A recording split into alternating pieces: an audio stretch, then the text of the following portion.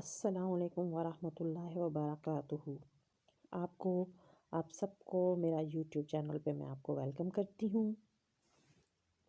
جیسا کہ ہمارا ڈیلی حدیث کا جو سلسلہ ہے، اس میں آج کا جو ٹاپک ہے نجات گھر بیٹھنے میں ہے، ٹھیک ہے۔ حضرت سیدنا عقبہ بن عامر رضی اللہ عنہ نے نبی کریم صلی اللہ علیہ وسلم سے پوچھا، یا رسول اللہ، نجات کس میں ہے؟ ٹھیک ہے۔ تو نبی کریم صلی اللہ علیہ وسلم فرماتے ہیں کہ اپنی زبان کو قابو میں رکھو۔ نمبر 1، اپنی زبان کو قابو میں رکھو۔ نمبر 2، اپنے گھر کی وسعتوں میں بند رہو۔ نمبر 3، اپنی خطاؤں پر آنسو بہاؤ، ٹھیک ہے۔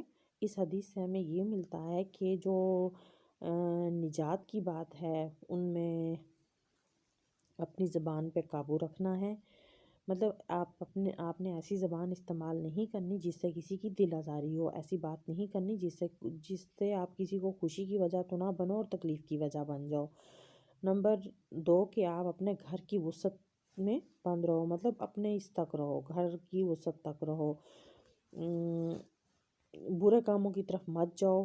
اس کا یہ بنتا ہے کہ برے کاموں کی طرف مت جاؤ، مطلب گھر سے باہر نکلو، انسان کئی سائڈوں میں پڑ جاتا ہے، کبھی کس کام میں مطلب وہ سوچا نہیں ہوتا تو غلط ہو جاتا ہے۔ اور جیسا کہ نمبر 3، کہ اپنی خطاؤں پر آنسو بہانا، جب ہم سے کوئی غلطی ہو جاتی ہے تو غلطی پر نادم ہونا، شرمندہ ہونا انسان کا کام ہے، اور اس پر ڈٹھائی کرنا، اس کو نہ ماننا کہ مجھ سے غلطی ہوئی ہے، یہ شیطان کا کام ہے۔ شیطان نے ضد کی تھی اللہ تعالیٰ کے ساتھ، وہ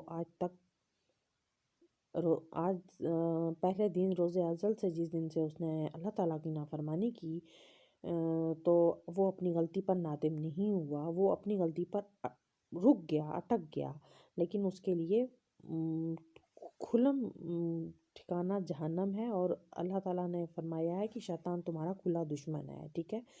اگر ہم سے کوئی غلطی ہو جاتی ہے تو اس پر ہمیں نادم ہو کر اللہ تعالیٰ سے توبہ استغفار کرنی چاہیے، اور اگر ہم سے کسی انسان سے دل آزاری ہوئی ہے تو معافی مانگنے میں یا اسے منا لینے میں، اس کو راضی کر لینے میں کچھ نہیں جاتا، عزت کم نہیں ہوتی۔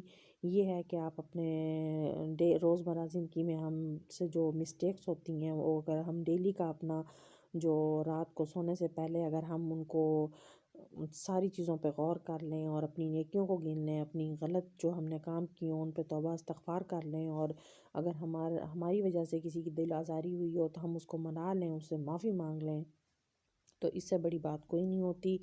یہ چیزیں ہمیں جنت کی طرف لے کے جاتی ہیں۔ اور پلیز اگر آپ کو میرا یہ نیکی کا سلسلہ پسند آیا تو میرا چینل سبسکرائب کر دیجیے، اینڈ میں درود شریف پڑھ لیجیے۔ جزاک اللہ۔